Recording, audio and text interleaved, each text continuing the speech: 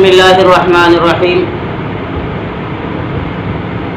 اللہ تبارک و تعالی قرآن پاک میں ارشاد فرماتا ہے وما خلقت الجن والانس الا لیعبدون، کہ ہم نے جن و انسان کو پیدا نہیں کیا مگر اپنی عبادت کے لیے۔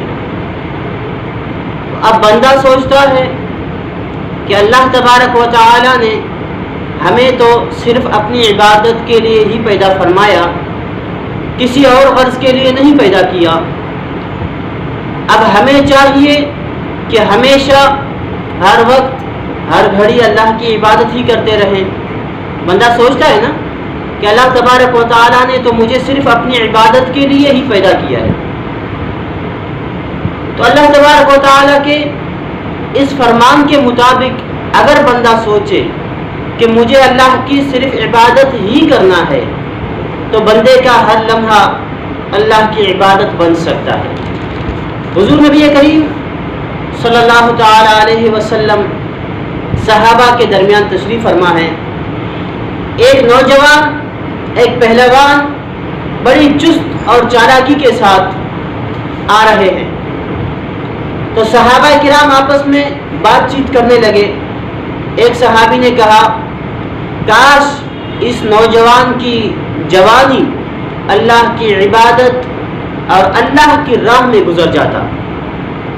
حضور صلی اللہ علیہ وسلم نے صحابی کی بات سن لی اور آپ نے فرمایا اگر یہ شخص اپنے گھر سے اس غرض سے نکلا ہے کہ وہ حلال کما کر اپنے بیوی بچوں کو کھلائے تو یہ اللہ کی راہ میں ہے، یعنی اللہ کی عبادت میں ہے۔ پھر آپ نے ارشاد فرمایا ہے اگر یہ شخص اپنے گھر سے اس غرض سے، اس نیت سے نکلا ہے کہ وہ حلال کما کر اپنے بوڑھے والدین کو کھلائے اور اپنے بوڑھے والدین کی خدمت کرے تو یہ شخص اللہ کی راہ میں ہے۔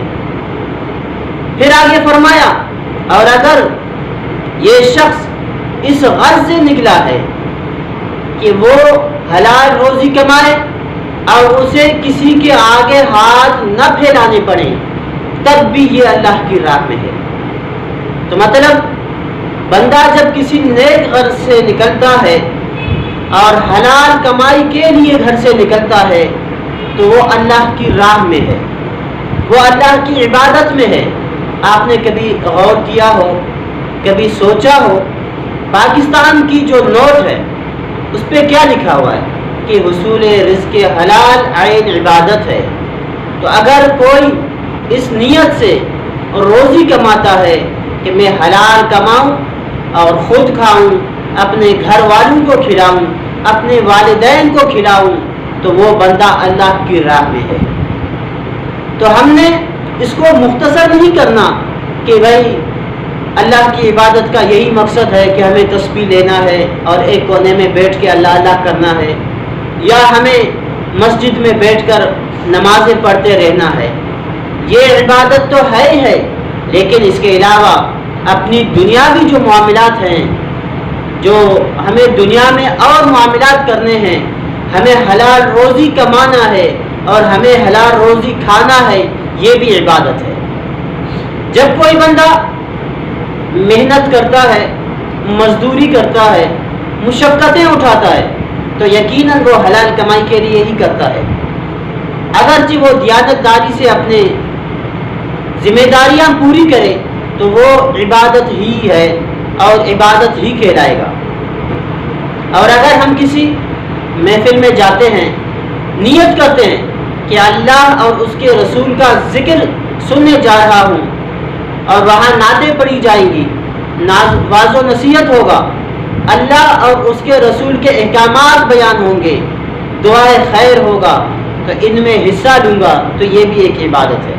اگرچہ وہاں ہم جا کے کچھ کھائیں یا پئیں تو وہ ہماری زندگی کی ضروریات ہے، لیکن ہم یہ سوچ کر کھائیں پئیں کہ یہ رزق حلال ہے۔ جب ہم حلال رزق کو کھاتے ہیں، پیتے ہیں تو وہ ہمارے لیے عبادت ہی بن جاتا ہے۔ اسی طرح کوئی عورت نیت کر لے کہ میں جو کھانا بنا رہی ہوں یہ رزق حلال بنا رہی ہوں، تو یقیناً یہ ان کے لیے عبادت ہے۔ اور ساتھ میں یہ بھی نیت کر لے کہ میں اپنی شوہر کی فرمان برداری کر رہی ہوں اور ان کی فرمان برداری کی وجہ سے ان کے لیے کھانا بنا رہی ہوں، تو یہ ان کے لیے باعث ثواب ہے اور یہ ایک عبادت بھی ہے۔ اور اگر ہماری ماں بہنیں کھانا بناتے وقت ساتھ میں درود شریف بھی پڑھتی رہیں تو اس کھانے میں جو برکتیں نازل ہوں گی تو اس کا کیا اندازہ ہو سکتا ہے، اور اس کھانے میں جو مٹھاس پیدا ہوگا اس کا بھی کیا کہنا۔ اگر ایک مکھی کڑوے درختوں کی رس چوستی ہے اور ساتھ میں درود شریف پڑھتی ہے تو وہ کڑوے رس میٹھا ہو سکتی ہیں، تو اگر کوئی مسلم عورت کھانا بناتے وقت حضور نبی کریم صلی اللہ علیہ وسلم پر درود شریف پڑھتی رہی تو یقیناً اس کھانے میں کتنا مٹھاس پیدا ہوگا۔